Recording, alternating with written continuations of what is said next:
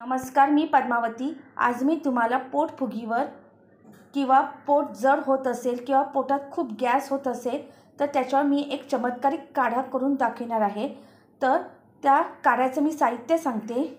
इथे मी अर्धा चमचा ओवा घेतला आहे, अर्धा चमचा जिरं घेतलं आहे आणि 2 चिमूट हिंग घेतलेला आहे।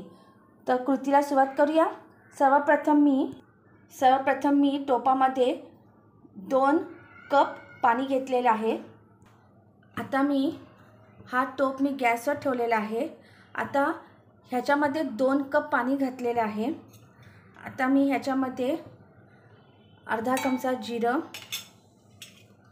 अर्धा चमचा ओवा आणि 2 चिमूट हिंग घालणार आहे आणि 2 कपाचे अर्धा कप होईस्तोवर आपण हा काढा उकळून घेणार आहोत। तर अर्धा कप होईपर्यंत छान मी काढा उकळून घेतलेला आहे। आता मी गॅस काढत आहे आणि आता कपात छान ओतून घेतलेला आहे काढा।